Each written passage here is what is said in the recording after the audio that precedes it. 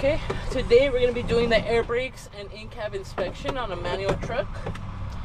For safety, we're going to put our seatbelt on. We're going to start with talking about our gauges. Top gauge with the F for front. Primary gauge is for your tractor / parking brake.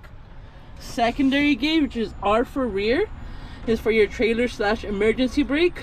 Both gauges run in increments of 40 and they go from 0 to 180.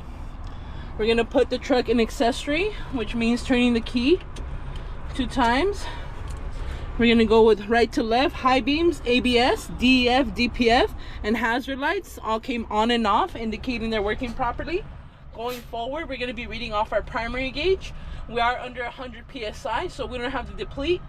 I'm going to go ahead and check my truck, safe start.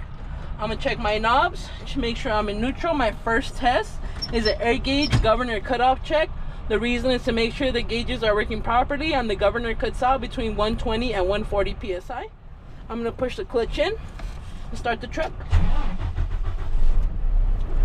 We're going to go ahead and accelerate no more than 1200 RPM, because even if we go higher, it's not going to build any faster. We're watching our primary gauge and we don't want to go based on the sneeze. There's going to be a lot of people testing at the same time.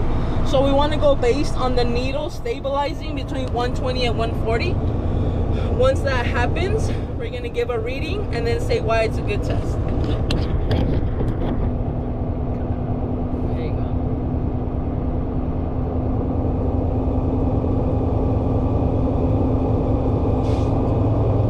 Okay, the needle stopped moving. My primary is reading 135.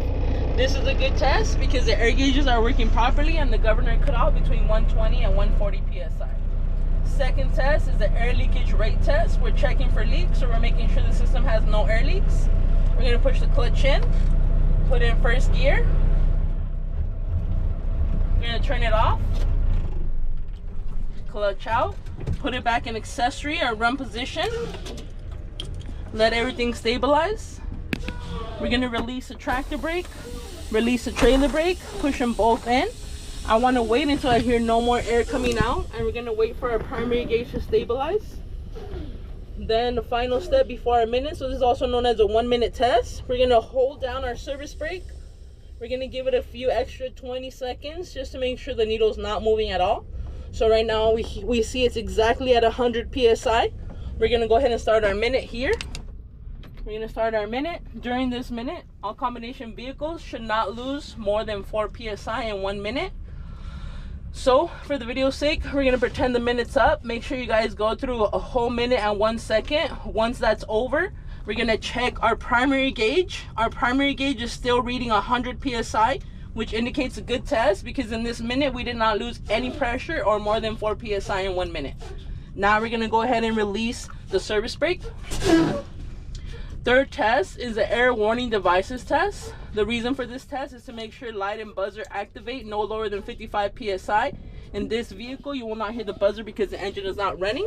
So we're going to leave everything as is, and we're going to deplete the air, and we're going to stop once the lights come on.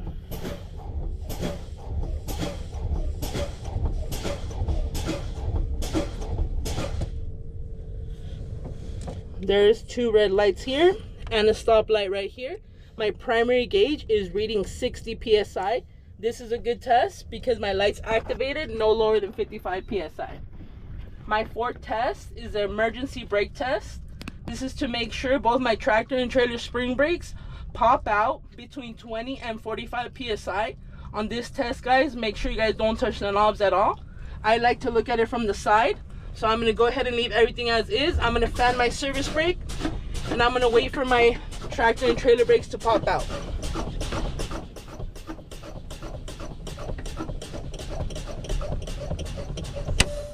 There's my trailer brake popped out at 25 PSI. I'm going to continue until my tractor brake pops out. There's my tractor brake, exactly 20 PSI. This is a good test because both my tractor and trailer spring brakes popped out no lower than 20, no higher than 45 PSI. We're done with 1, 2, 3, and 4. Now we're going to go to the 5th test. To do that, we're going to build air pressure. I'm going to push in the clutch, put it in neutral. We already saw them pop out, but we're going to double check. We're going to start the truck. While it's building pressure, we're going to go ahead and do the in-cab inspection. Starting with the lighting indicators, we have the running, headlights, fog lights. We have the high beams, four-ways, left signal, right signal. All lights came on and off, indicating they're working properly.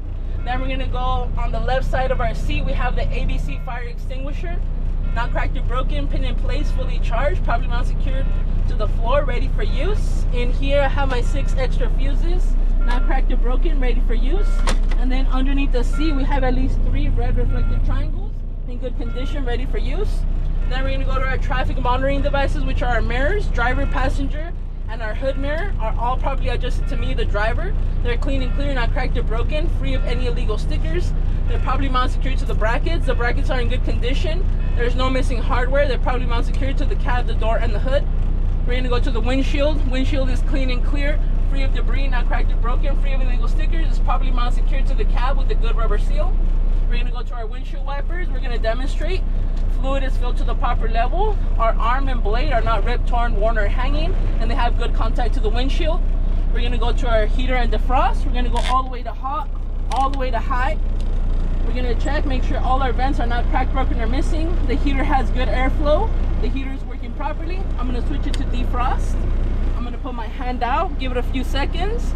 Once you feel the airflow has good airflow. The defrost is working properly. And it's important to check in cold weather so we don't have condensation, ice, or snow buildup, and we can always have clear visibility. I'm gonna go ahead and turn this off.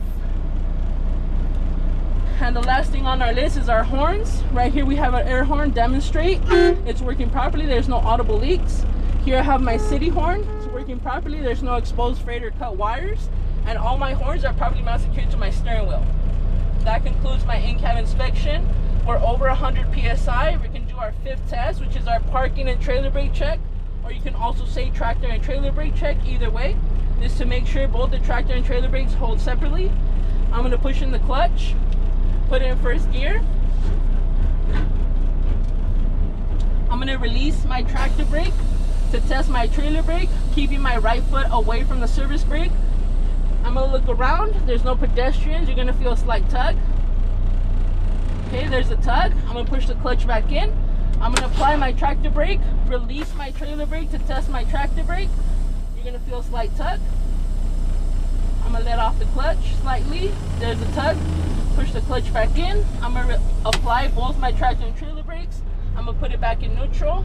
This is a good test because both my tractor and trailer brakes held separately. My 6th and final test is my service brake check. This is to make sure my service brakes bring the truck to a complete stop. I'm gonna push my clutch in, hold my service brake lightly. I'm gonna put in first gear. I'm gonna release my tractor and my trailer brakes without holding my steering wheel. I'm gonna pull forward 5 feet, no more than 5 miles an hour. I'm checking for pedestrians, making sure there's no pedestrians around. We're gonna pull forward without rolling back. Okay, clutch in, brake. I'm gonna pull out both my brakes, put it in neutral. This is a good test because when I applied my service brake, the truck came to a complete stop. Also, it did not pull or lean left or right, which could indicate a service issue. And that concludes my air brakes and in-cab inspection.